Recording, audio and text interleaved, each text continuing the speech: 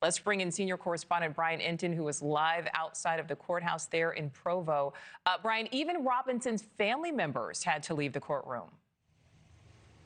Yeah, this was kind of a unique situation, Nichole. I was just up there. We waited in line. They let the first 75 people in. I was number 10, so I was able to get in. I was actually sitting right behind Tyler Robinson's mom, his dad, and his brother. His mom was crying throughout this. And we got in, we sat down. It was quite a process getting in.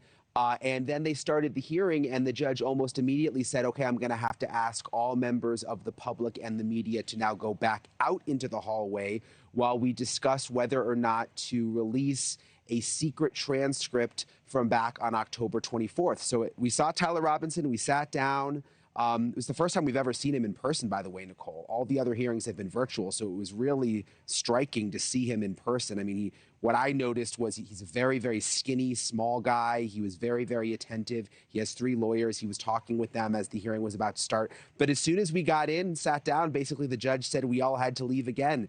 The defense asked if Tyler Robinson's parents could stay in the courtroom, and the judge said no. So the mom was crying. She came back out into the hallway with us. Now we're waiting to find out when we'll be let back into the courtroom. Security is so intense, Nichole. I don't think I've ever seen a police situation like this at a courthouse. They've got all the roads right now closed around the courthouse. They brought Tyler Robinson in this convoy of police vehicles with a Humvee in the convoy. And then when you're in the courtroom, they actually had the SWAT team in the courtroom in full fatigues, in full military gear. There were at least 4 or 5 of them, plus all of the sheriff's deputies, plus bomb dogs upstairs. Plus, I even noticed they zip-tied several of the doors leading out of the courthouse, so you can only go in one way and go out one way. So there's apparently snipers in the area, I've been told. There's been helicopters up. So they are not taking any chances, obviously, with how volatile this whole situation is with him being accused of assassinating Charlie Kirk. But we'll see when we get to go back up. This was sort of unexpected that everyone was asked to leave the courtroom, Nichole. Yeah, and Brian, I just want to zoom in on something that will be discussed today, because, as we take a look at the video of what we saw moments ago before everyone was kicked out of the courtroom there, Tyler Robinson is allowed to be in civilian clothes during all of his pre-trial hearings, but that could potentially change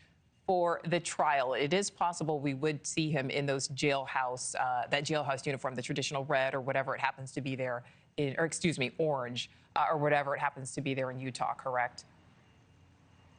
Yeah, so they made a ruling that he'll get to wear these civilian clothes throughout so that they don't taint the jury pool since, innocent until proven guilty. But I noticed, he came in, he's got a button-down shirt. You see him in the tie there. But if you look closely, he is shackled around the waist.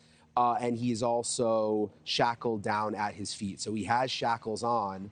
But yeah, I mean, the camera, the camera that we're allowed to feed into, the media camera, it's so close to him. And again, it's just sort of eerie seeing him in person, because we've only seen the mugshot. We've seen that sort of grainy Zoom video from when he attended a hearing from jail. But it's not a big courtroom. We're all right there. He's right there. The camera is right up on him. And hopefully we'll be able to get back inside soon. I just want to ask you really quickly, did his family, I know you mentioned his mother crying, did the family seem to be upset? The mom did. I mean, the mom was crying and, just tears coming down throughout. She was sitting there. Her husband was sitting next to her.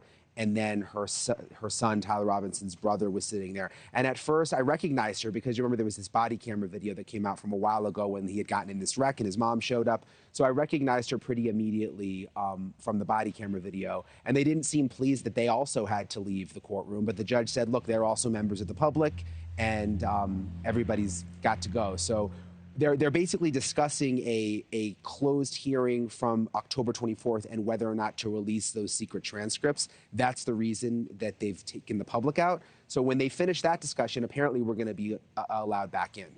All right. Brian Entin breaking everything down for us there as we wait for the judge, as he just said, to allow the media back inside. All right, Brian Entin, thank you.